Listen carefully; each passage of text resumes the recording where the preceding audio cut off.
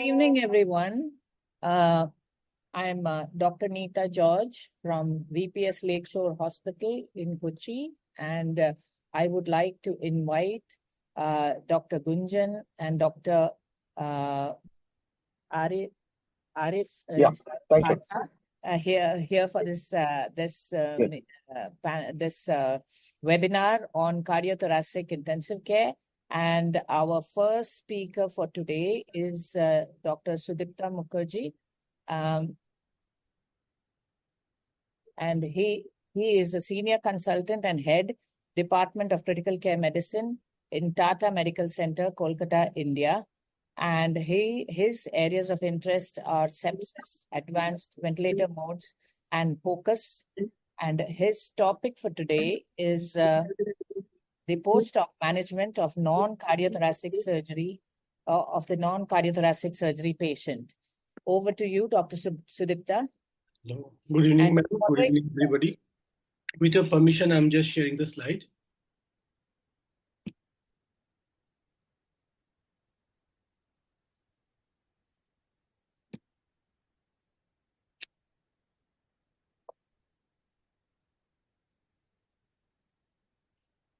I hope my slides are visible. Yes, they are. Yes. Great. Good evening, everybody. And I'd like to thank ISSCM and the academic team to give me the opportunity to present in this podium. And today's topic is postoperative management of non-cardiac thoracic surgery. So when we talk about non-cardiac thoracic surgeries, we are mainly talking about surgery of the lung and esophagus. And so it includes mediastinoscopy, video-assisted thoracoscopy, or VAD, sympathectomy, though not that much happening nowadays. Lobectomy and pneumonectomy. The surgery is involved in the thoracic wall, sometimes reconstructive surgeries, tracheal surgery, lung, and esophagus. So why intensive care? So a lot of these patients have need aggressive postoperative medical management. Then they come to ICU. Some are shifted to ICU because of anticipated complications, maybe because of the underlying comorbidity that made those patients high risk. One lung ventilation, and after that there can be lung complications once the lung expands. And although sometimes this patient need organ support immediately after surgery, like invasive or non-invasive ventilation, or maybe vasopressor support. So for all these surgeries, the main challenge will be to cardiovascular and respiratory support. And for optimization of this two organ is very, very important, even from the preoperative period. So preoperative optimization related to this kind of thoracic surgery involves smoking cessation, preoperative education regarding the surgery and what can be anticipated in the postoperative phase and the associated physiotherapy, and optimization of the all comorbidities that is feasible. We all are aware about the benefits of smoking cessation. Like if you immediately stop for 24 hours, there will be decreased level of carbon monoxide and nicotine level, and they may have a lower level of sympathetic surge. But if you can stop it for 4 to 6 weeks, there will probably an improvement in the PFT. There will be a certain improvement in the immune function and metabolism, or at least in the local side in the lung, and the risk of infection in the perioperative period has come down if you can keep smoking away for a significant duration. Now we know presently we are moving away from open surgery towards VATS or video assisted thoracic surgery, which needs a higher expertise. When you look at the complication in the postoperative period, the VATS around 10%, 9 to 10% complications, which is mostly related to hemorrhage, empyema, air leak, pneumonia, or surgical emphysema. Postoperative pain is significantly less with a VATS, and that is the biggest advantage. And as a result, these patients usually have a shorter hospital stay.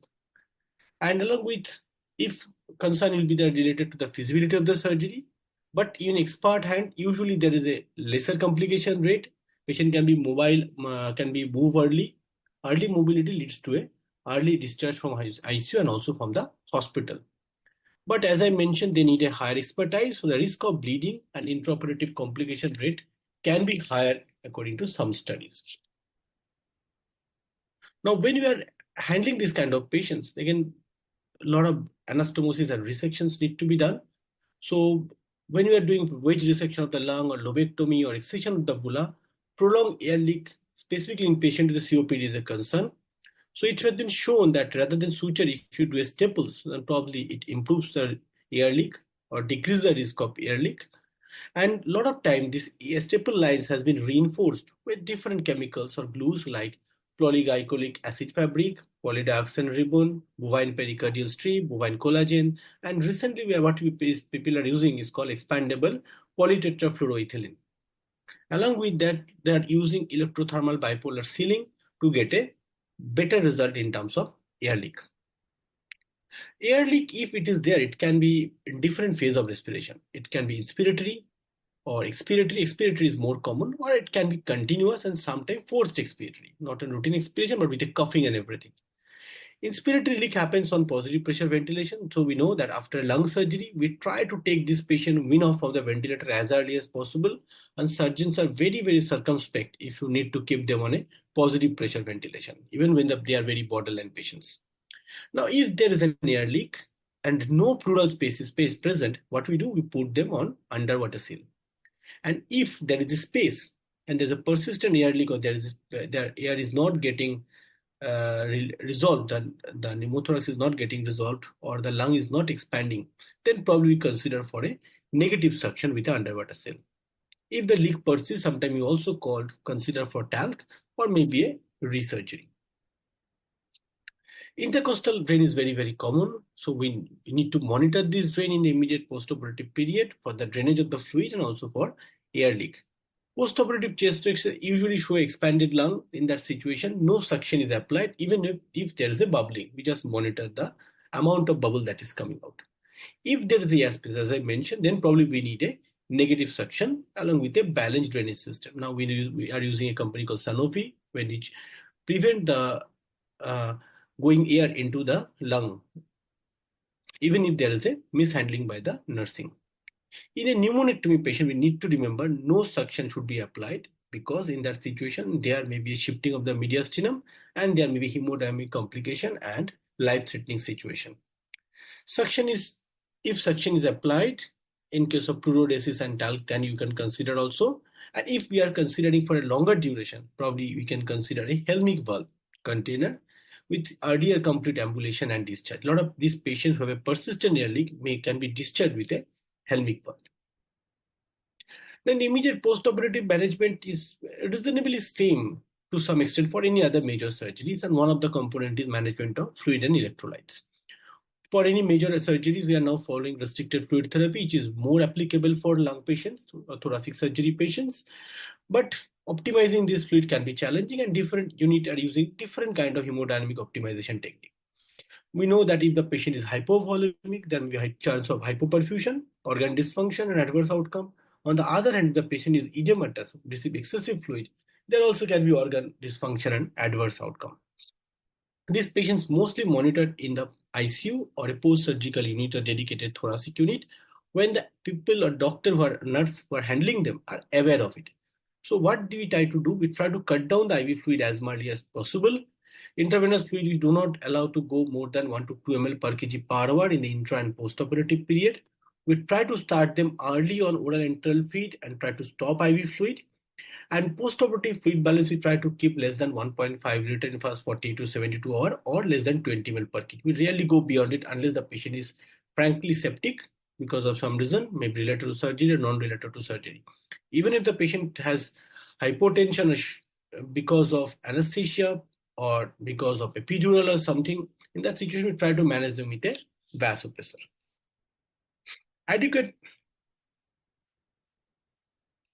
Adequate pain management is an important component of, just 1 second, I'm receiving.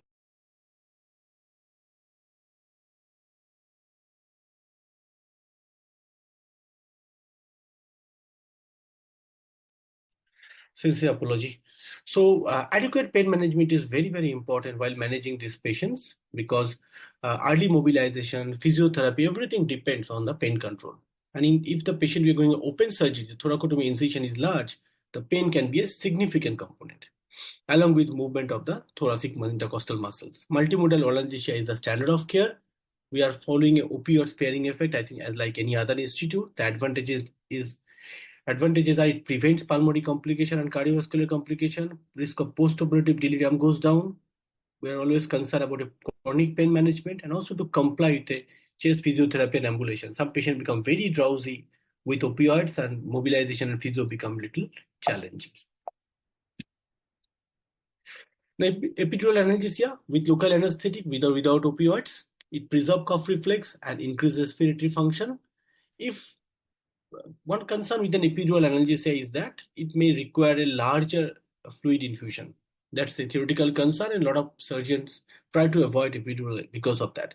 In that situation, and also if there is a the afferent pain fibers are going predominantly from a unilateral side of the chest or abdomen, we can consider for a paravertebral block. Here, the catheter can be placed during surgery under direct vision, so it improves the success rate. And the chest drain loss of local anesthetic is also significantly less compared to intrapleural block, which is another option. If these interventions are not there, because of some reason, we can consider for a opioid via patient control analgesia device, which is apparently safe and usually decrease the risk of opioid overdose. Other options, as I mentioned, intrapleural local anesthetics, but it requires at multiple level, and as a result, the volume can be high. It also depends on patient position, amount of volume, and the type of surgery. And except that cryoanalgesia, transcutaneous electrical nerve stimulation, these may not be significant in an immediate basis, but in some non-resolving pain, this may come into action. And other systemic agents, they are usually used as a combination like paracetamol, NSAIDs, and sometimes narcotics also. Physiotherapy and early mobilization is very, very important to prevent postoperative pulmonary complications, mostly collapse and pneumonia. Here, usually we add on bronchodilators and tracheal toileting along with physiotherapy. Deep breathing and coughing exercises are very standard along with inside spirometry. If the patient has an underlying lung disease like a COPD, retaining secretion, probably chest percussion, vibration can be helpful along with the equipment which is called a cappella, which helps with percussion on this machine. It helps the mobilization of the secretion from the more peripheral bronchus to more central bronchus and maybe to the carina, and as a result patient can able to cough out those secretion. If things doesn't work, occasionally we can do for endotracheal suctioning with a bronchoscope. Mini tracheostomy is not that in practice nowadays. And it has been shown that aggressive physiotherapy and mobilization reduces complication rates like atelectasis, pneumonia, empyema, and DVT. This goes down because you are mobilizing these patients. And it also helps for early removal of the chest tube and urinary catheter, and it prevents aspiration. DVT prophylaxis, like any other standard patients, can be mechanical or pharmacological, depending on the surgical risk. And in some, because we are mobilizing them, in this group, probably stocking is a good option because with a DVT pump, the compliance rate will be a concern. Nutrition, just like any other standard surgery, that we try to resume enteral nutrition early in the postoperative period, both in case of conventional open or laparoscopic surgeries. Standard recommendation that 1 to 1.5 gram per kg of protein, 25 to 30 kilocalorie per kg body weight of carbohydrate, energy. It helps, specifically high adequate protein helps for better surgical healing according to some studies. Look for micronutrients requirements like multivitamins and trace elements. If you are giving polymeric feed, which is the standard, then we probably not need micronutrients and supplementation as an add-on.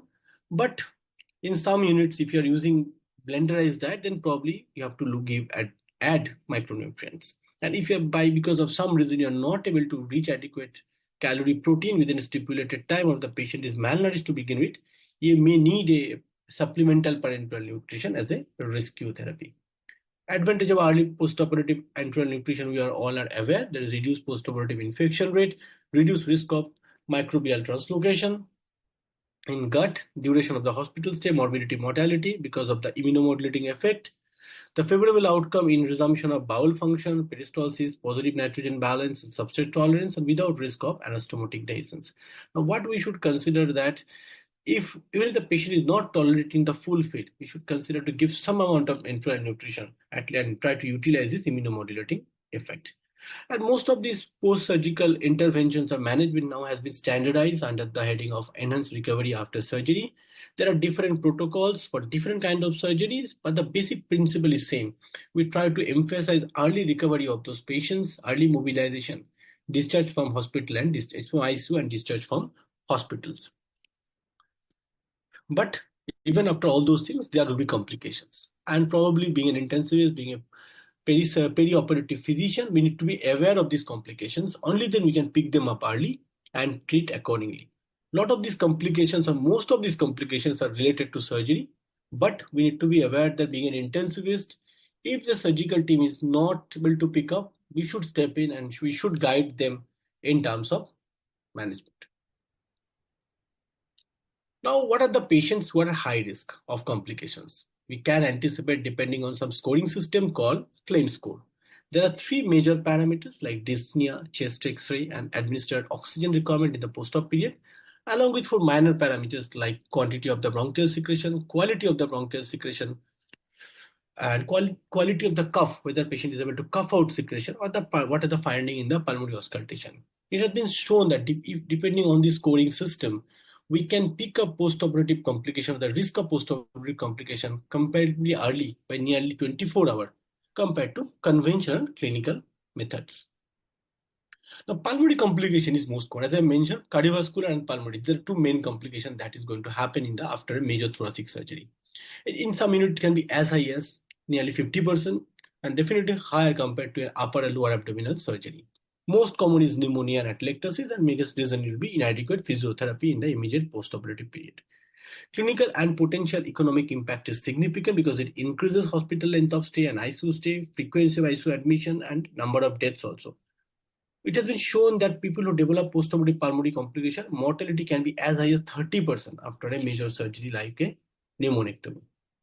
And also, preoperative and postoperative cardiopulmonary rehabilitation has an important role to prevent this type of problems.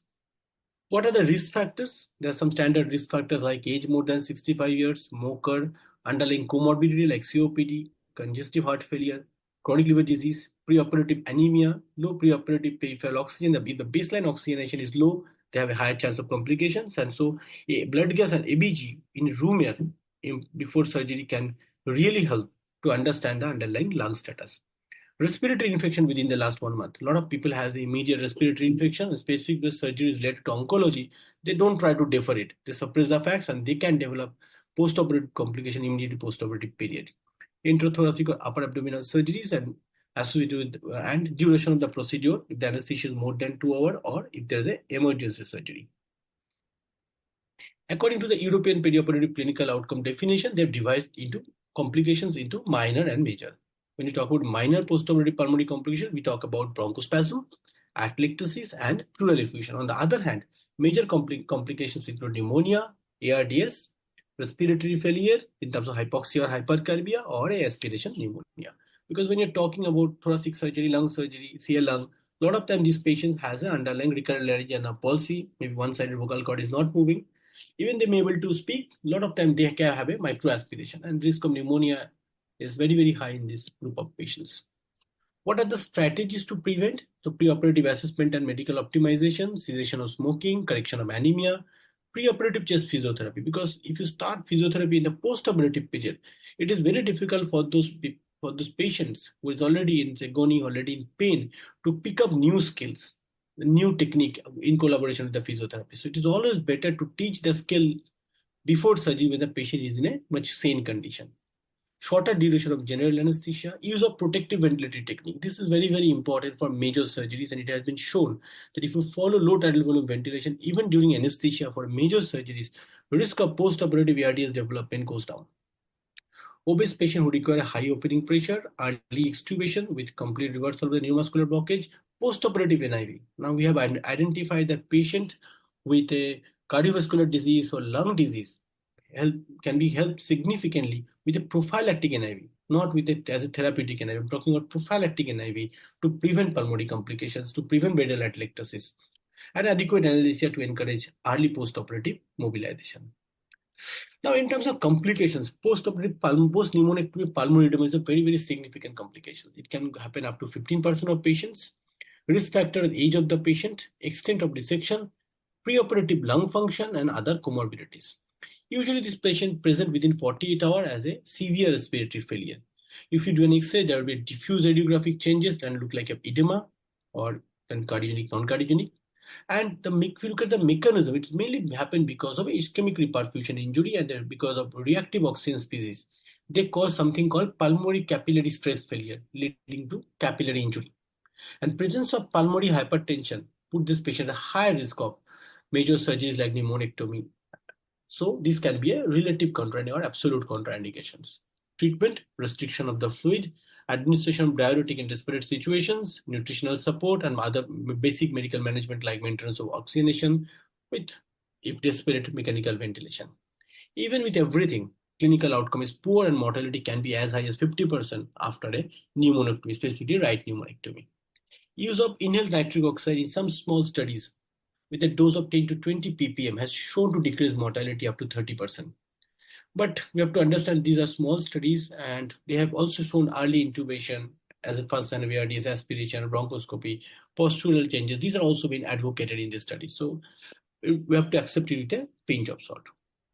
Post-operative hemorrhage, we know if a surgical patient undergo hemorrhage, we have to consider these as a surgical complications, and bleeding after thoracic surgery is not significant. It can be usually less than 2%. Intraoperative bleeding is higher with a VATS. Surgical bleeding and we have to look for surgical bleeding, have to correct the coagulopathy, and rest of the things are very standard. But when to re-explore, that is the biggest challenge. So if a chest tube output is more than 1 liter within an hour or more than 200 ml for 2 to 4 hours, even after correction of the coagulopathy, that indicates a significant surgical bleed and probably need a re-exploration. At the same time, we can look at the hematocrit to decide between whether hemorrhagic effusion or acute bleed. So we can measure the hematocrit in the chest tube and can differentiate from the lymphatic leak as I mentioned. So in a hemodynamically unstable patient whose chest tube does not suggest any active hemorrhage, strongly consider a tube block, okay, rather than thinking that the hypotension is because of something else. Look at the medication that patient was on, like aspirin, other antiplatelet agents, and warfarin. Sometimes these patients take some herbs like garlic or ginseng, etc., which can prolong bleeding time. So if you can extract the history from the patient about this, which is difficult because they don't consider them harmful at all, then that situation better to stop those things for at least 2 weeks before a major surgery. Antiplatelet, we have to stop. Ecosprin we usually continue, but in this situation, we consider to stop if there's a bleed. For a dual antiplatelet therapy, we know it depends on the underlying cardiac or indication. If the patient has a simple dilatation of the cardiac intervention, we then probably have to stop after 2 weeks. Has a bare metal, we have to continue for 6 weeks, and for a drug-eluting stent for 12 weeks. And that's why if the patient is waiting for a major surgery, which cannot wait, like an oncological surgery or something, and has a significant cardiac disease, we mostly consider for a bare metal stent so that we can stop. Sudipto, you'll have to wind up soon. This is something there too. One more presentation. I will complete in 5 minutes, sir. Yeah, 5 minutes. Nita, how much time have you given him? 30 minutes, sir. First speaker is not there. I have 30 minutes. Oh, 30 minutes. The second One presentation speaker has dropped out, sir. Okay. No problem. So Then continue. Yeah. So, No problem, Sudipto. Okay. Okay, thank you, sir. Thank you. So clopidogrel treatment must be interrupted with the high-risk surgical situations, and ticagrelor usage is often in this changed from clopidogrel because we can stop it for 36 to 40 days after a major surgery, and warfarin should be stopped for 3 days. Treatment, conversion to open thoracotomy, mostly what we found usually injury to the pulmonary artery or vein. Proximal control of the pulmonary artery before dissection of its branches is a very safe preventive measure in open lobectomy. And if there is a residual clot hemothorax by VATS or open exploration, we need to remove it, all those hematomas to prevent for a trapped lung, respiratory compromise, and empyema. Cardiac complication, arrhythmia is most common, more particularly atrial fibrillation. It happens up to 40% in pneumonectomy patients. Risk factors are patient-related like old age, pre-existing cardiovascular disease, postural changes, limited pulmonary reserve. It can be surgery-related, like extension of the surgery, intrapericardial pneumonectomy or extrapleural pneumonectomy, anesthetic challenges or after a major bleeding, or treatment-related like patient has a previous thoracic radiation. Mostly it is transient or self-limiting. We can consider for a rate control. Drugs like correction of electrolytes, we can go for a beta blocker or diltiazem, or in case of continuous or recurrent paroxysmal postoperative wave, we consider for amiodarone or flecainide. Amiodarone should not be given for a very long duration. It can cause ARDS in certain patients, and data shown up to 11% patient may develop ARDS with a prolonged amiodarone. Flecainide should not be given if there is an organic cardiac dysfunction. Anticoagulation, according to the standard indication, the patient has a high risk for stroke, and the concern will be to cardiac tamponade. And as I mentioned, that sometimes in case of refractory patients, we may consider for a magnesium sulfate. Ischemia, myocardial ischemia can be a concern. It can happen up to 3.8% cases after major surgery. Hypotension and abnormal exercise testing were the strongest predictor of ischemic events. Continuous monitoring for needed for at least 2 days. And thoracic surgery is categorized as a high-risk surgery in this subgroup. So we can consider for dobutamine stress echo in certain patients, and some patients may need angioplasty also and postpone the surgery by 2 to 4 weeks. These are the clinical risk factors for major adverse cardiac events, which is called MACE. So poor functional status, high risk of myocardial ischemia, heart failure, severe cardiovascular disease, all type of significant arrhythmia, chronic renal failure, COPD, diabetes on insulin, and anemia. Another concern is right to left shunt because of increased pressure in the pulmonary system. You know that 20% of the patients have patent foramen ovale, and if there's increased pressure in the right side, they may develop a refractory hypoxia. Symptoms usually present from 1 to 5 months, present with a platypnea and orthopnea, and this happens because of mediastinal shift and reversal of the intra-arterial pressure gradients. So diagnosis will be a combination of ABG, nuclear lung scan, echo, MR, and cardiac catheterization, and probably need a surgical repair. Cardiac herniation is a rare complication. The patient may present with a cardiovascular collapse, and it usually happens with an intrapericardial pneumonectomy. Immediate surgery need to be done, and need to be mostly they present with a ventricular fibrillation, and we have to do a surgical intervention and preposition of the heart in the appropriate place. Heart failure, post-operative right ventricular dysfunction is common, mostly because of afterload alteration, and in that situation it increases by POD1 and POD2. And what we have to do, we have to correct the optimal management and compensate for the increased RV diastolic volume. If you don't treat them, it may eventually lead to left heart failure. Post-pneumonectomy syndrome, it can happen in a young female when there is a bronchial compression and shifting of the mediastinum. Lobar torsion and gangrene, rare cause when the lung is rotated within its axis and compromising its vascular supply. There are other complications like chylothorax, prolonged air leak, injury to the surrounding structure, injury to the phrenic nerve, injury to the recurrent laryngeal nerve. I will not go into these details because of the time, and only 1 to 2 points regarding the air leak. It can be pleuropulmonary fistula or bronchopulmonary fistula, and if mostly managed with a conservative management. If there is an infection, treat that with an antibiotic, and if things doesn't work, then probably you need a surgical intervention or maybe a airway stenting and sealing of the defect. And if it is more than 5 days, we consider this as a prolonged leak, and sometimes even with the conservative management they are not resolving, probably consider for a blood patch or chemical fluoridesis, and at that option is surgical management. And the last complication that we all know, that is related to infection. It can be related to surgery, non-related to surgery, like have VAP, corticlapsy. Related to surgery, a lot of these patients have a blockage of the draining bronchus, have a specific secretion, are present with an infection.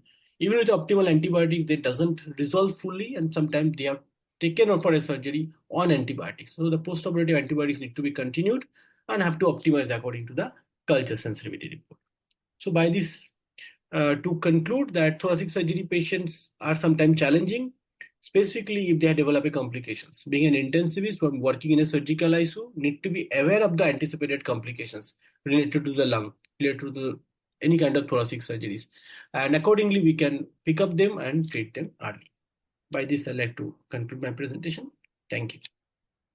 Thank you, Dr. Sudipta. Okay, so since there are no questions there are no questions in the chat box except some troublemakers. I think, are there any questions from the rest of the panelists or anyone for Dr. Sudipta? No, Sudipta very nicely presented, I must say. One of the queries which I have is that a cappella device is not now available in India. You tried it on Amazon also. I think I have used a lot of it. It is quite effective, but I'm told it's not really available now. Sir, any comments from many of... Sir, Sir, can I intervene Yeah. on that? There is a local Yeah. manufacturer here in Delhi, in Daryaganj only, who provides. Mm. You got to ask for it. I've just recently procured one for one of our ECMO Okay. patients. In All Delhi, right. Okay.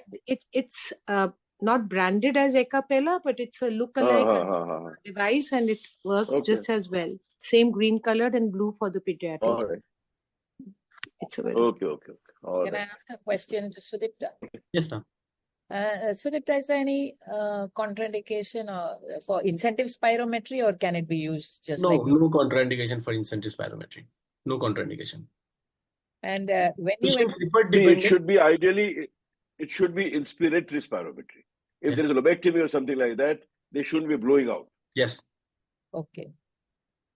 And do you normally extubate a patient to NIV, or if there is respiratory failure, which mode of ventilatory support would you prefer?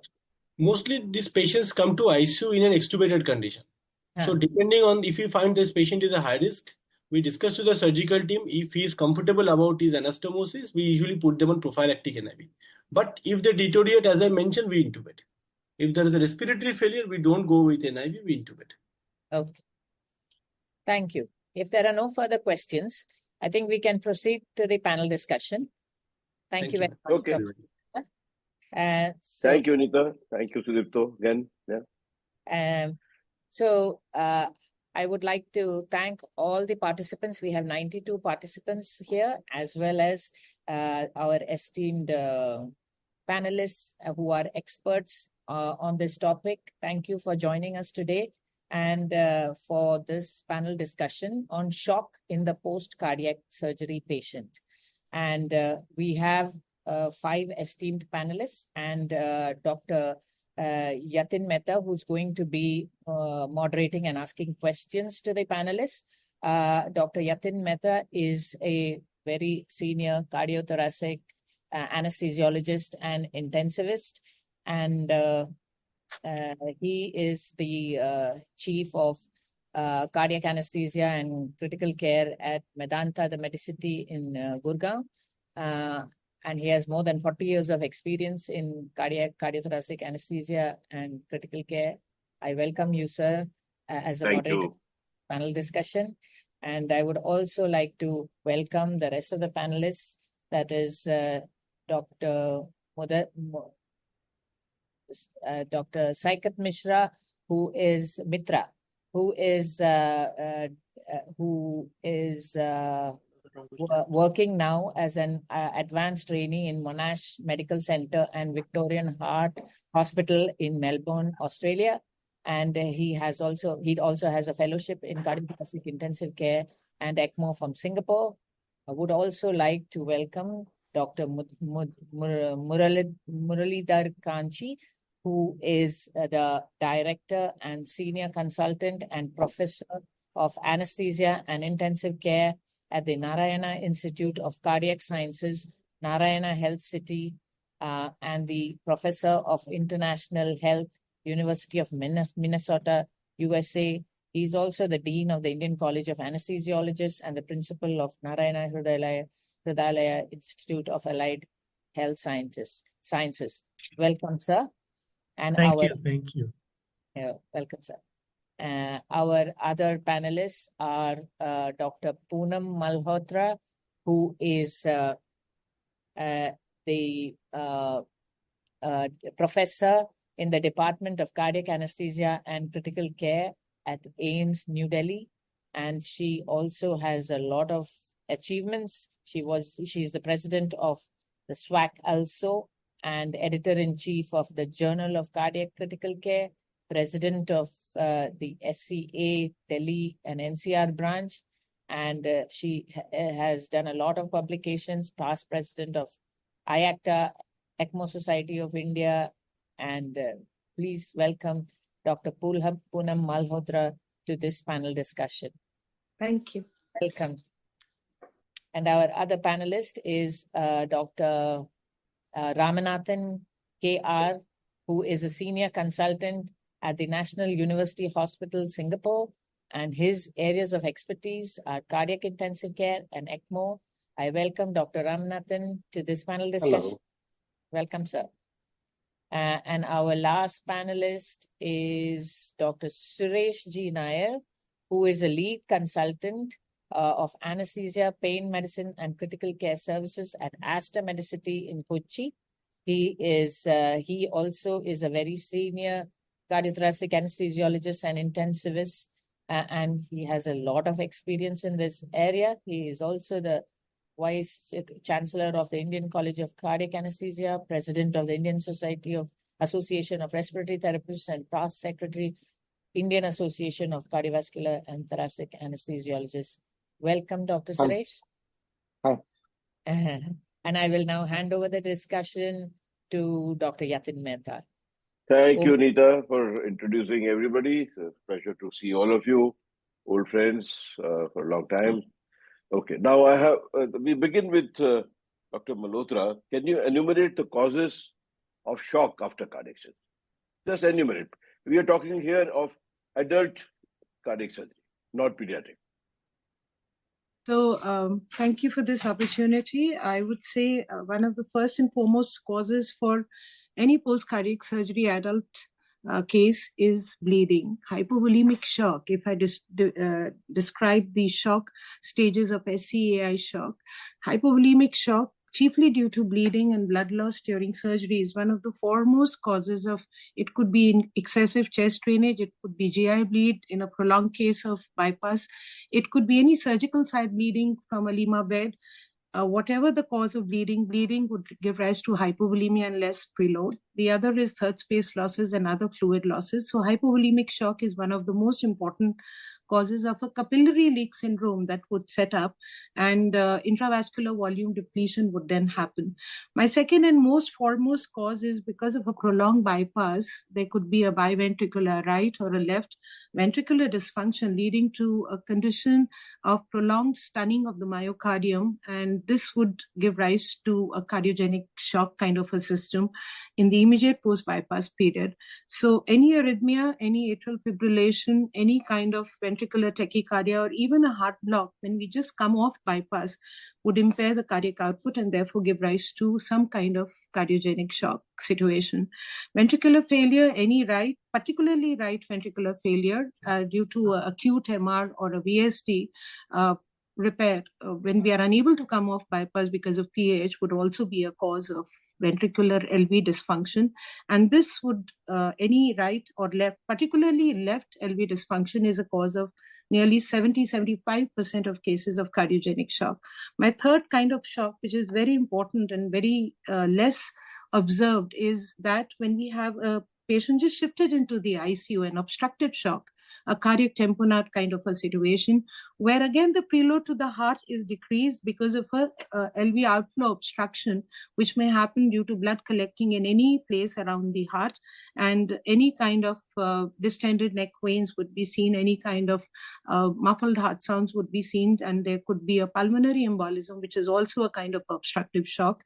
And sudden obstruction of the pulmonary arteries sometimes would reduce the preload and therefore also increase the afterload, and this would give rise to worsening of the obstructive shock. Another cause besides tamponade and PE of obstructed shock would be a situation that we see quite often, and that is a tension pneumothorax in the ICU. This would also give rise to a kind of a shock in this situation. The last kind of shock that is described is the distributive shock, and this distributive shock could be due to the medications that we use, either the GA medication or the medications not just of anesthesia, but the vasodilators that we use, and these vasodilators or prolonged vasoconstrictors would also give rise to a SIRS, would give rise to a capillary leak, platelet dysfunction, and give rise to cardiogenic shock.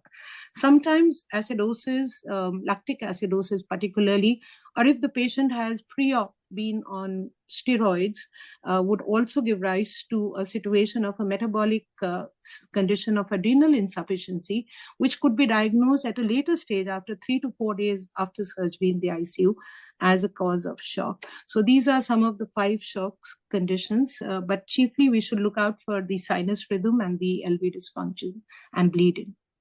I think you covered it quite well, most of the reasons for shock after major adult cardiac surgery.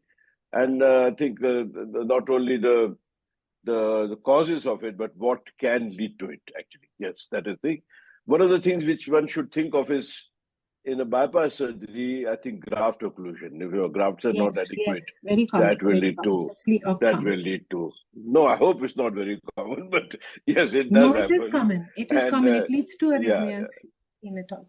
So that should you be at the back of the mind. Somebody with a good heart function, if it deteriorates after surgery and goes into shock, that is one thing you need to think about. I think we will move on to Dr. Saikat. Saikat Mitra, I can't see you, but I can probably, you're online.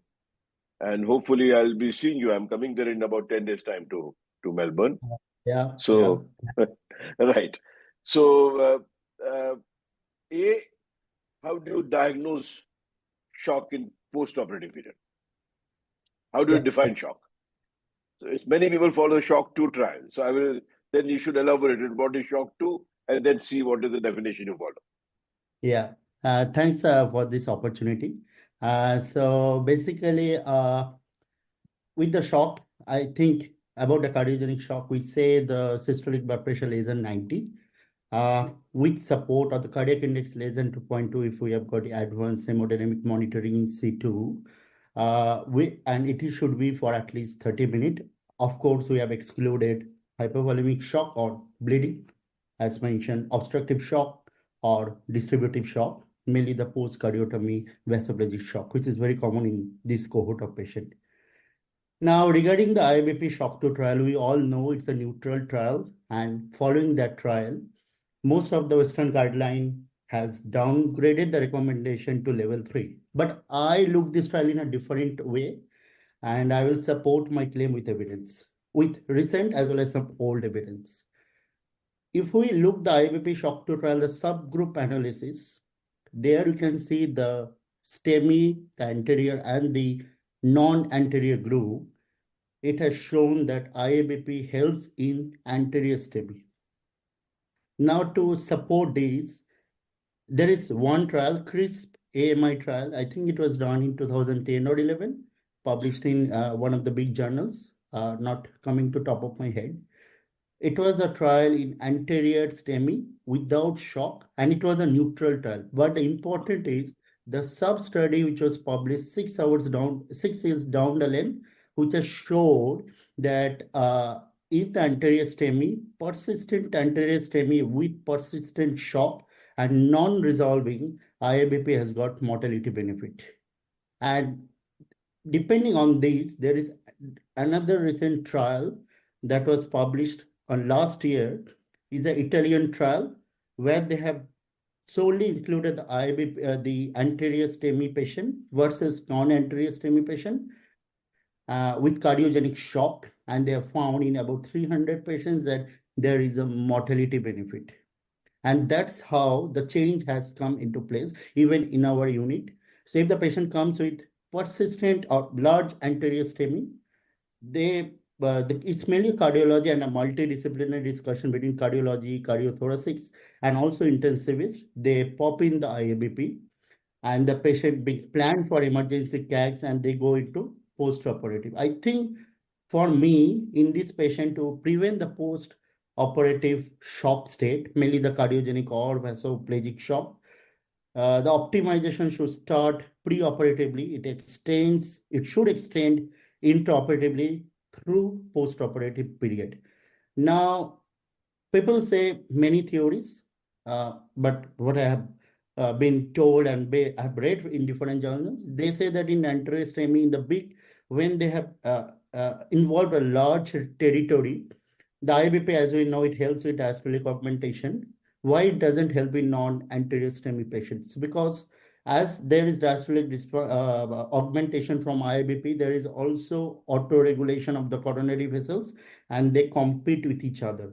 But if the anterior STEMI is sustained or it is involving a large territory, then what happens? The IABP counter pulsation is not competing with this autoregulated mechanism, and it can improve the coronary perfusion. That's why in the anterior STEMI, mainly the large one, IABP is very helpful, and that's being practiced even in our unit, not in other group. Thank you. Thank you, Saikat. You covered it quite well. I think IABP would be used extensively. We have probably the largest number of IABP consoles in India, and we use it extensively, but it makes sense only when you're planning to intervene. Either you're planning to do surgery, or you're planning to do a primary angioplasty, or you're totally helpless and the patient is in shock and you put in a balloon and then see what happens before you put the patient on ECMO. I will not come to ECMO just now because that is for Dr. Ramanathan to address, but you're right. And I suppose even in Australia, you insert the IABP, you do not pop it in. All right. So that brings me to Dr. Muralidhar. Can you just tell me briefly the inotropes and vasodilators and inodilators which are used in cardiogenic shock?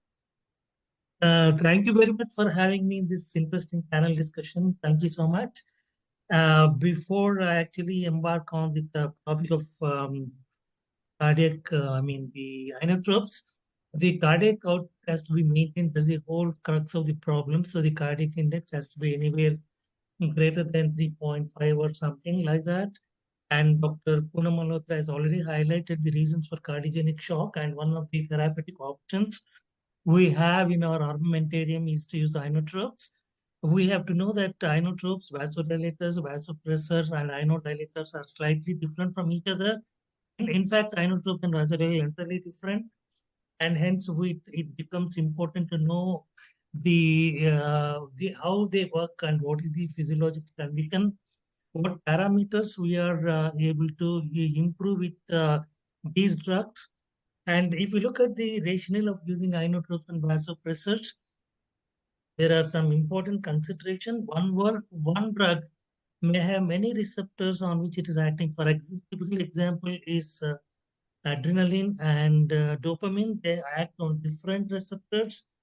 In a dose-dependent fashion, lower doses acting on some receptors and higher dose on some other receptors. So we need to balance out what exactly we need from these inotropes. And also some of the drugs, especially norepinephrine, have reflex actions which may hide the primary effect of the drug. And also the other point I would like to make is that in cardiogenic shock, especially in cardiology situations and in intensive care situations other than cardiac surgery, there is a strong, thinking that these inotropes and vasodilators, especially inotropes, can be administered in the peripheral vein till the central line is secure. There's no problem as long as you don't cause extravasation. And the choice of the actual agent will depend upon the patient's underlying pathophysiology, the heart rate, and if you have advanced hemodynamic monitoring, such as mentioned by Dr. Saikat, what is the systemic vascular resistance, what is the pulmonary vascular resistance. We can interplay the 4 factors which control the cardiac output, namely the heart rate, the afterload, the preload, and the contractility, and provide the best possible outcome for a given patient.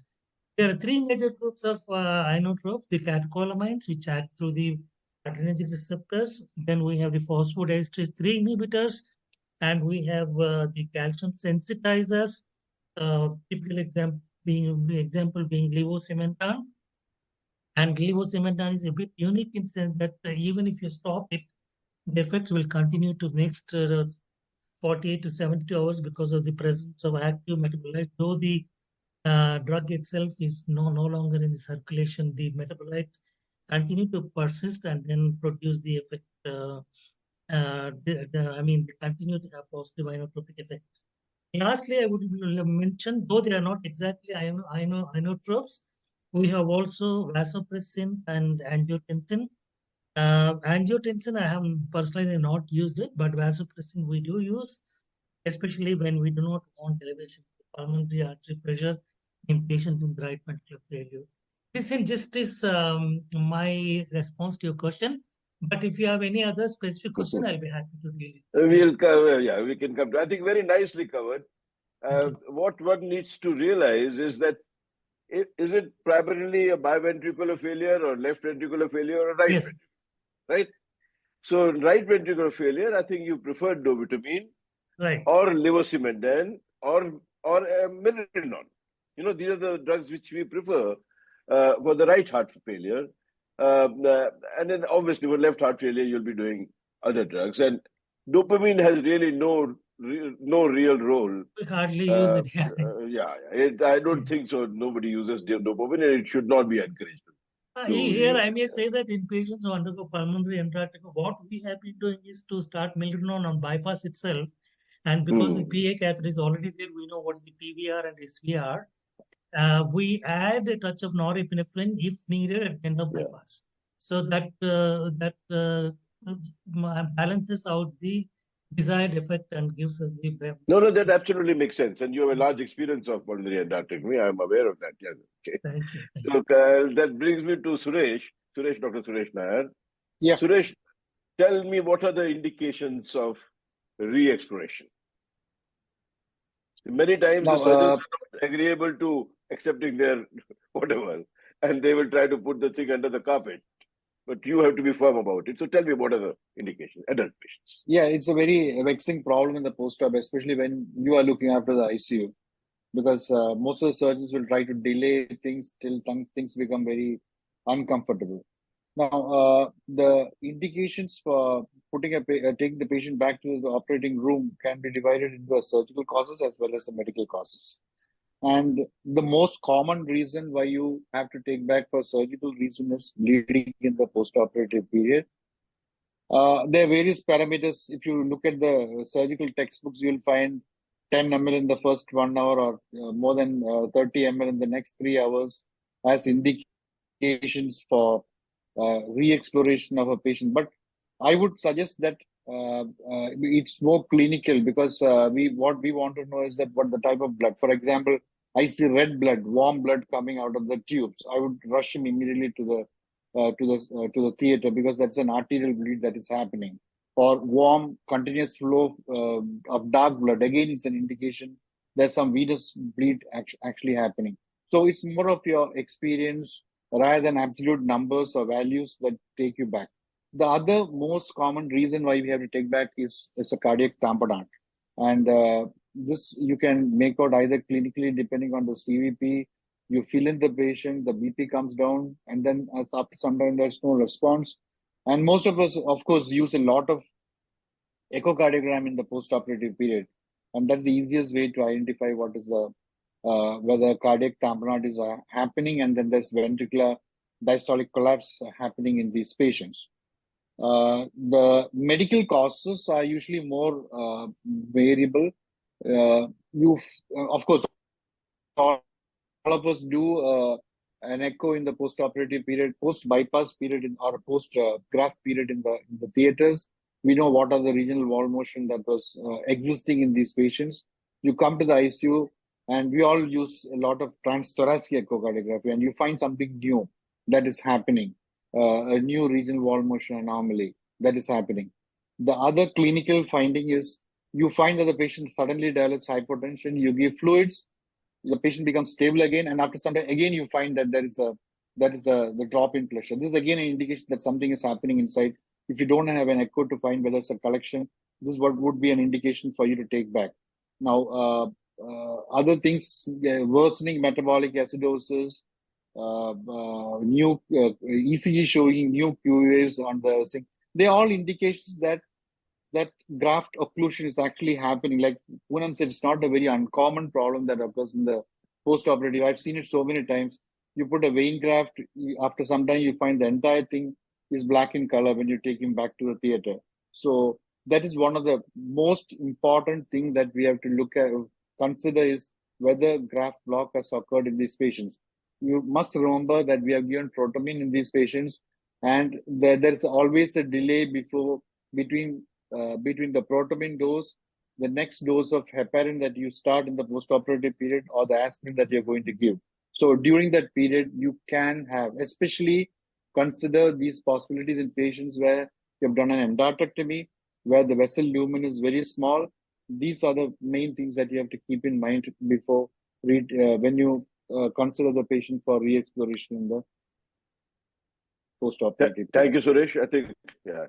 Very nicely put. I think between the panelists who we have here, this is probably 200 years of experience of cardiac surgery and anesthesia. So I think we all are pretty good authorities on all this. I would just like to add one point I have, Suresh, in your presentation, that see when I suspect a graft occlusion, have I logged out? No, we can hear you. No, we can hear you. Yeah. So when I suspect a graft occlusion, what at times I do is we take the patient to the hybrid OR and just inject the grafts. So if I'm quite convinced, if there is a new regional wall motion abnormality, I insist going to the hybrid OT, inject the thing, check out if the graft is closed, if they can put a stent or you can open it and regraft it or whatever. So instead of just wishful thinking, I think that is more definite. Yes. But that is only when there's new wall motion abnormality. I'll do that. Yeah. Can I ask one more question, Doctor? Yeah, please, of course. Yeah. See, we all use inotrope. This question is actually to you and Dr. Muralidhar.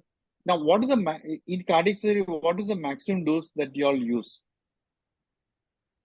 Maximum do you go dose, like, for example, you say in sepsis you can use 0.5 mics and all. I think in cardiac surgery, if you use those kind of doses, it will actually destroy the myocardium. So, what is your experience? Can I respond? Yeah, please. Yeah. My response will be that what we or generally is done is that the adrenaline or epinephrine and norepinephrine, the dose once we cross 0.05 mics, usually we tend to add something else and try to get the effect which we want to get. Usually we don't cross 0.1.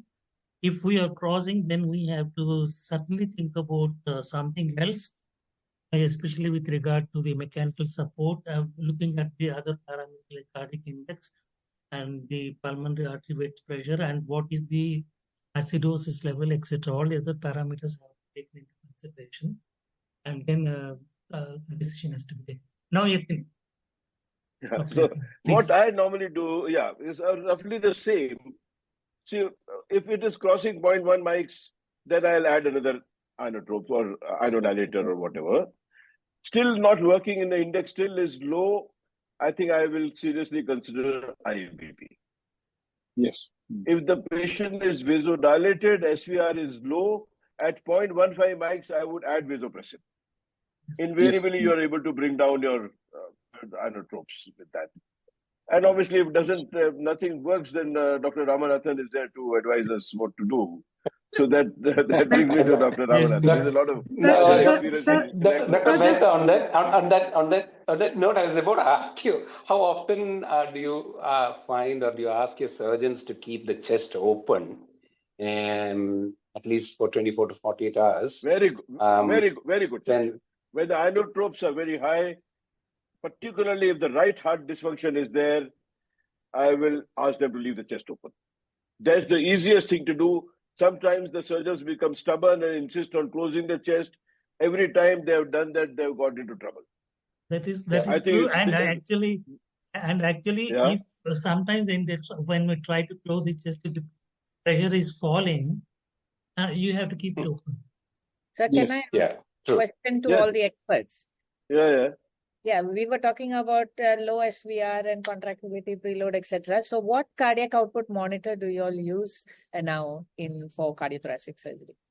Can I add on this? Yeah, I and Muralidhar, I use SWAN in almost we all use pulmonary artery catheter, continuous and we use a I also prefer to use a pulmonary artery catheter. Extremely use pulmonary artery. We use in every. No, sir. What I do if after a few days, when the SWAN thermistor doesn't work, basically, or I'm thinking of taking the SWAN out and patient gets into trouble or whatever, then I'll use some non-invasive device. Like a flow track or a stalling device. Dr. Poonam? We use in all our cases transesophageal echocardiography, and in all adult and pediatric, the ICON, the bioimpedance. We have a very good advantage of it with both the Aspica 1 and 2. We've used a mixture of both. We've been using many devices, the FlowTrack, the Pico technology, the EV1000s. We recently started with Hemosphere. But hypertension prediction index is good, PVI is good, but these are all non-invasive cardiac output measures. We as an institution rely 80% or maybe 100% on transesophageal echo. We put PA catheters today only in severe LV dysfunction for our redo surgeries.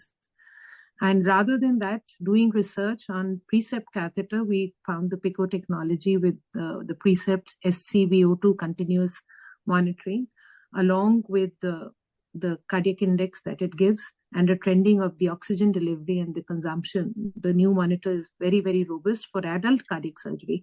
For pediatric, the bioimpedance is what we stand on because there's no PA catheter, and ours is a 70% pediatric center for cardiac surgery. This is the richest center. Can I say something? Can I add something? Yes. Can I add something? Yeah, one quick comment, and then we come to Ramanathan. He is patiently waiting for all of us. Yeah. It will be very quick, maybe 30 seconds. Just regarding our unit is very much driven by the PA catheter, and there is an ongoing trial called the PUMA trial. It's the ANSCA trial. It's being carried over all over Australia, mainly in Melbourne. We will come to see that whether PA catheter is helpful or not. But personally, I have said PA catheter helps mainly when we are just maxing out with the vasopressors. When the PA pressure is going up, we just start the patient on inhaled nitric oxide. Even because sometimes the echo is very difficult to get. If someone is trained in T, that's fine. But at the middle of the night, with the PA catheter reading, the PA pressure is going up, inhaled nitric oxide, and it settles. And the echo does not give a continuous reading. Yes. Yeah, how many? You can't leave the probe in for the whole night or till next morning. You know that. Okay, that brings me to Ramanathan. I think the last bazooka which you fire when a patient still remains in cardiogenic shock, despite all the efforts which you've done, is a push the patient on a VA ECMO. So, Ramanathan, just can you just tell that these are all postgraduates listening? So, look, I think you're absolutely right. Everywhere ECMO is used as a final common pathway, whether to recovery or to elsewhere, I don't know. But then, having said that, the use of veno-arterial ECMO in post-cardiotomy, cardiogenic shock, PCCS, as the entity is not new. And clearly, surgeons have been using it quite a lot when they have been unable to come off cardiopulmonary bypass. But it's caught prominence in the last 5 to 6 years because of a number of papers that got published, and especially with prominent findings. So one of the first and foremost papers was published from the ELSO registry, where Roberto Lorusso looked at this particular cohort of PCCS patients and came out saying that the outcomes of VA ECMO in post-cardiotomy cardiogenic shock is quite appalling, and survival is only about 20 to 25%. And that's where it started getting more attention. And clearly, it's a good device to bail you out of the theater, and there are a lot of complications associated with it, depending on where you cannulate, how you cannulate, whether you keep your chest open as part of central cannulation, and when you wean these patients off ECMO, whether you add in surgical vent. All these things matter in this context, and it is also tied into the fact as to whether these patients develop other complications, mainly bleeding complications, AKI, and unfortunately, at the end of the day, when the sick patient doesn't make it, the mortality is blamed on the device. Having said that, one thing that came out of the registry study was a study group that was formed called as the Post-Cardiotomy Extracorporeal Life Support Study Group, the PELS group, which collected data from about 35 cardiac centers globally. We were lucky because we were a part of this study, and there are ongoing manuscripts that are being published out of this. So far, about 4 or 5 papers have been published. Quite some interesting findings. Clearly, at least in a cohort of high volume centers, the mortality is not that bad with VA ECMO, to be honest. It's still acceptable at about 40%. Very interesting fact that came out of the PELT study was the fact that of the people who survived to hospital discharge, 2/3 of them lived up to 10 years. Going on to say that, a lot of the problems with post-cardiotomy cardiogenic shock and VA ECMO is probably happening in the immediate perioperative period. And some of the risk factors which came up, which was published along with the PELT study, was the fact that if you are going to cannulate your patient in the post-operative period in the ICU, the mortality is quite high as compared to going on ECMO in the OT itself. So you clearly miss that window when you don't cannulate your patient in the ICU when you are unable to come off bypass. So I think there is still, a lot of things. Again, if you're going to do a central cannulation into the aorta, the neurological complications were quite high in that study. Going on to say that we're still learning about VA ECMO in cardiogenic shock, but there are a lot of reversible factors clearly that can be associated with improved mortality. From an Indian perspective, I saw the data published from Narayan Vidyalaya, and probably Dr. Murali can tell us more. Clearly, their data says that about 1% of their patients need post-cardiotomy ECMO, and they also come out with similar numbers in terms of survival as the global data says. Again, AKI, bleeding, and infections are the most common complications encountered in this group of patients.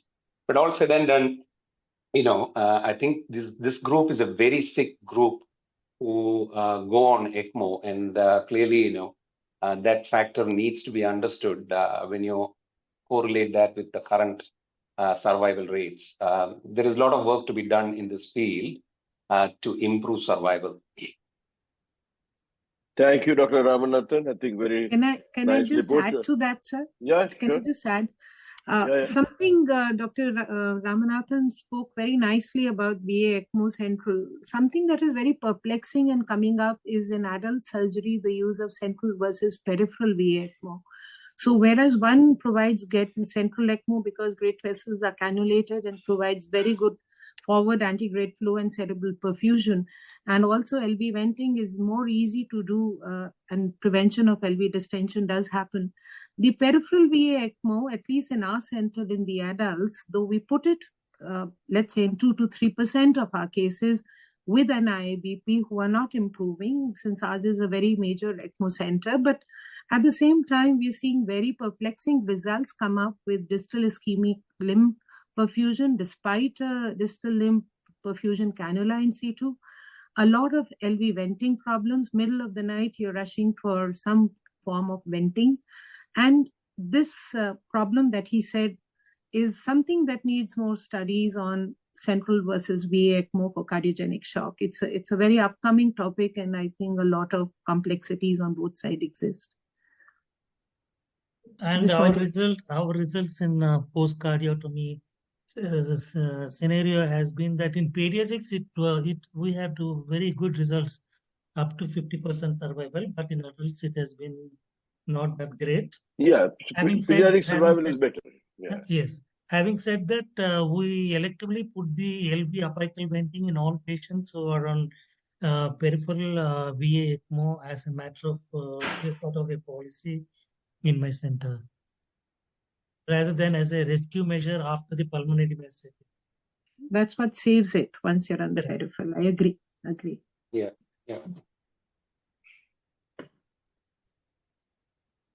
So there are no questions in the chat box.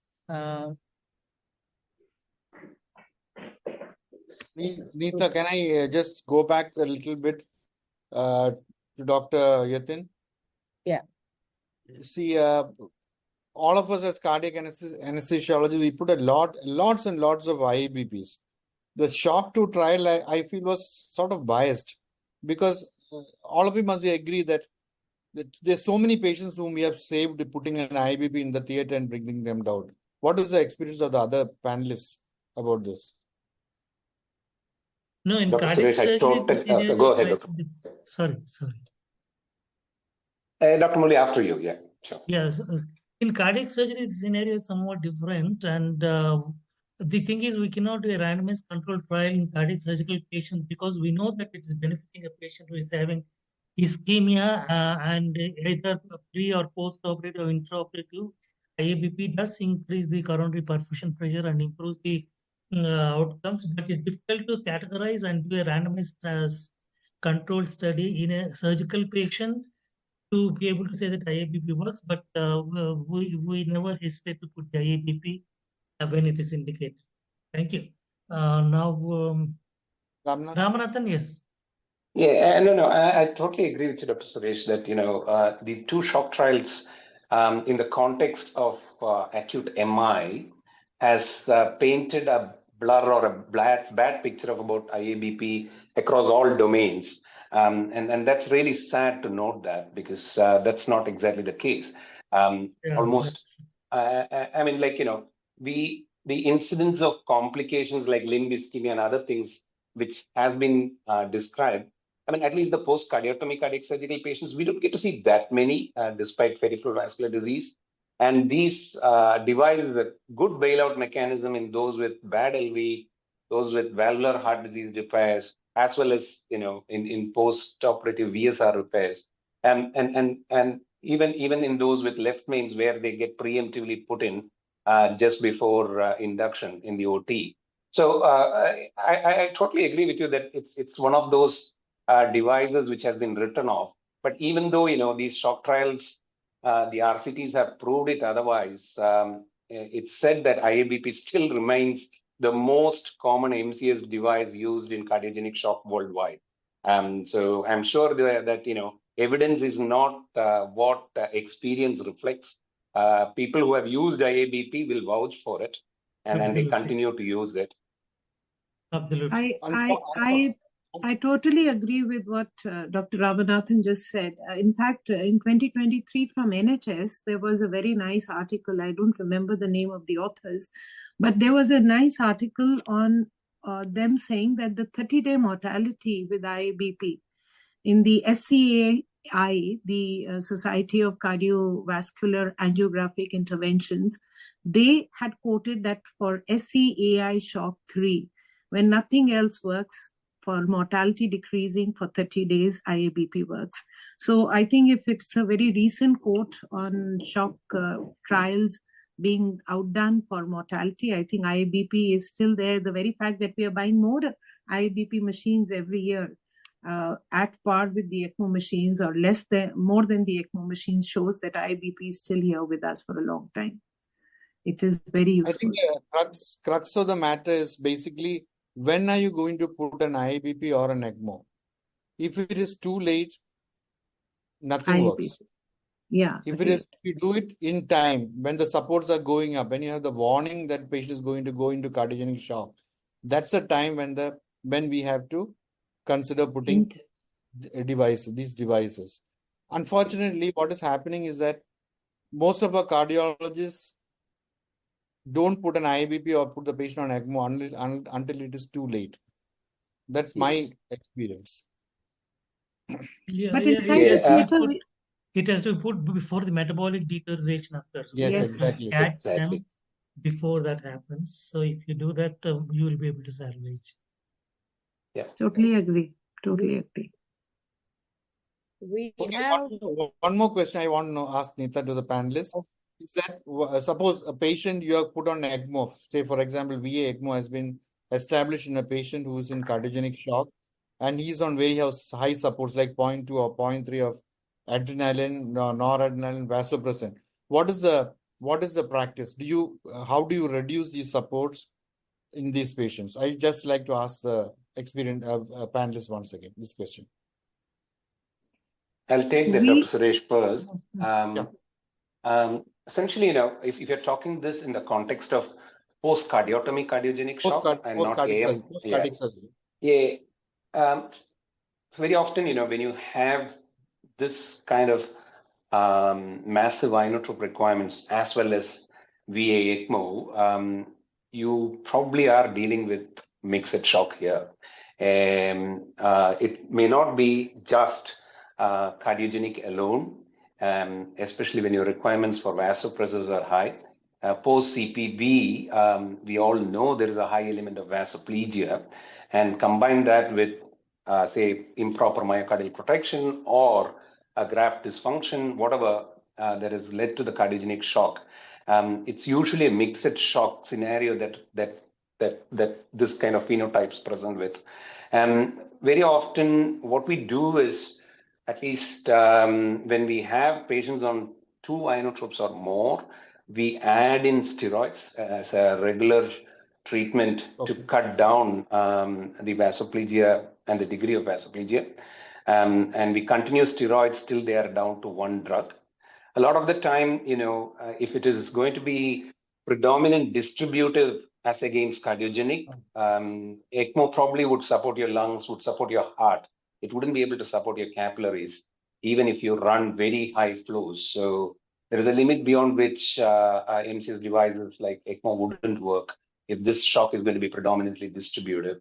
If this shock is going to be predominantly cardiogenic and the underlying cause is corrected or it's just myocardial stunning, a lot of these patients improve in the first 24 to 48 hours. And you would be able to wean them off ECMO in the first 4 to 5 days. In fact, the PELT study, which I spoke about, they found a U-shaped curve for mortality, where mortality was high in the first 24 to 48 hours, where the cardiogenic shock was so severe and none of the devices could save.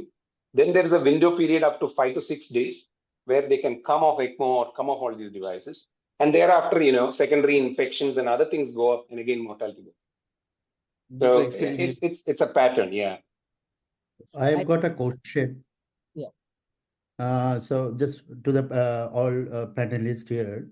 So our unit is very much towards the scavengers, vasoplegic scavengers. I want to know what's your experience with methylene blue and hydroxycobalamin.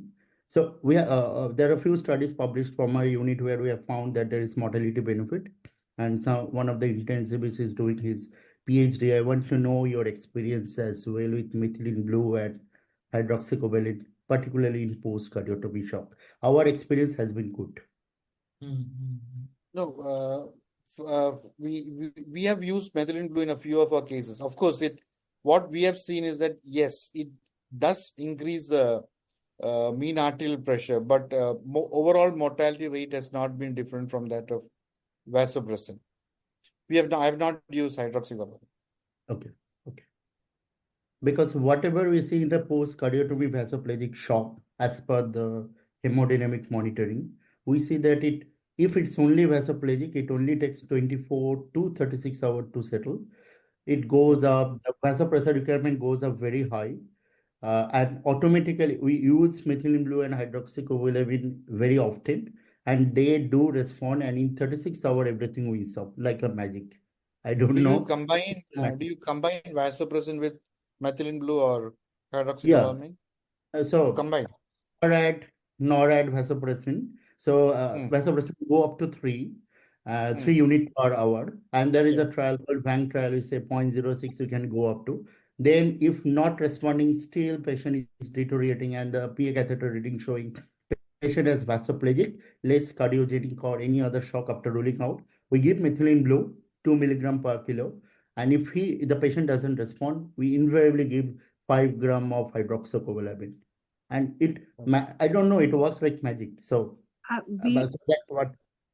Dr. Sekat, we've used methylene blue because it being a nitric oxide cyclic GMP kind of a vasodilator to the arteriolar tone. It kind of, when no other intravenous fluid that you've given for particularly distributive shock, along with cardiogenic shock. And as Dr. Ramanathan was saying, there's a capillary leak.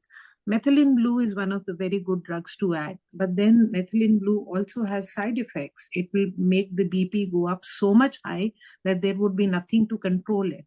So when you give, we've seen one of such patients, if the BP was beyond 200 systolic, and any amount of vasodilator that we gave, even SNP, any vasodilator that was there in the OR and ICU, did not respond to the dose of methylene blue used. So maybe you're adding the hydroxycobalamin acts as a buffer to the methylene blue side effects. But methylene blue in 3 patients that we've used, has been very good for capillary leakage syndromes that we've seen when nothing else works, because it kind of tones up and the arterioles in a very, very good manner. So has good vasodilating properties and takes care. But beyond a certain dose, one has to be very careful of its highly vasoconstrictive effect. Yeah, What thank about you. What about the experience of our foreign faculty, that is Saikath and Ramanathan, with angiotensin 2? Is it available there, or have you all used it? Yeah, so basically the new trial is coming to our unit. It is being run by Dr. Prof. Yaya. The SPICE trial who has published is a POTOS trial.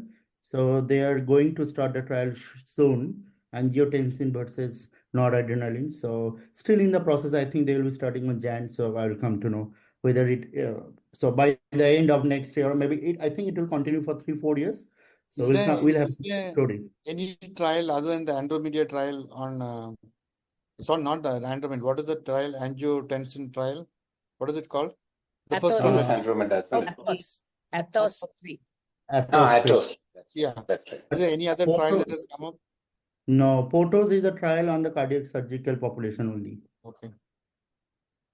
So it will take 2-3 years to finish. Yes. But the new trial which is coming out, I think will be published on JAMA next month by Profia, is a Albix trial, which will give more evidence on albumin in this cardiac surgical population and cardiac surgical AKI. It will be published on 10 December. It is accepted in JAMA. Albix. Yeah, albumin has a good role. Hypoalbuminic hyperchlorosis is very commonly causing the acidosis in shock, in some end-stage shock diseases. So albumin there works, especially filling up the third spaces. So that would be an interesting read. It's coming up next year, you said. The Albix will be coming Next up week. next month. It will be, I think, Prof. Yaya and one of my junior who is a PI, they will be presenting in the CCR, and it will be published next week. I was talking to him. He mentioned that it will be published. I think it's already accepted in JAMA. Very good. Looking forward. Because those are things that you need. New innovations. Thank you. Thank you. Thank you. Do we have any other questions among the panelists or to the panelists from regarding this topic? Okay, if there are no other questions, on behalf of everyone here, I would like to thank all the panelists and especially Dr. Yatin Mehta for sharing your knowledge and for being part of this very important panel discussion. And we have just realized that evidence-based medicine is probably not completely right in case of that SHOCK 2 trial. And we're waiting for more evidence to come in with regards to angiotensin 2. So I thank you again and look forward to, having more dialogues like this in the future. Thank you. But before we wind up, we have 2 questions in the chat box, but it is for Dr. Sudipta regarding the previous one. So one was whether spirometry can be used for pulmonary fibrosis, and the other one was whether negative suction can be applied with continuous air leak. So if Dr. Sudipta is here, maybe he can. I'm here. So regarding the first thing, I'm not aware any contraindication that pulmonary fibrosis. You cannot use spirometry in pulmonary contraindication. And in case of negative suctioning, in case of continuous air leak, so when you are putting a negative suction, purpose is to purpose to treat a non-resolving pneumothorax. It's not about having a continuous leak. If the lung is expanded fully, and even there is a leak, probably a negative suction is not going to be helpful, and it will only can worsen the situation. If there is a trapped lung and there is a pneumothorax which is not resolving with a chest tube with other intervention, only a negative suction will be helpful. So if there are no further questions, then I will like to wind up this session. And thank you so much, Sudipta. Thank you very much. Good night. Thank you. Bye. Thank you. Bye-bye.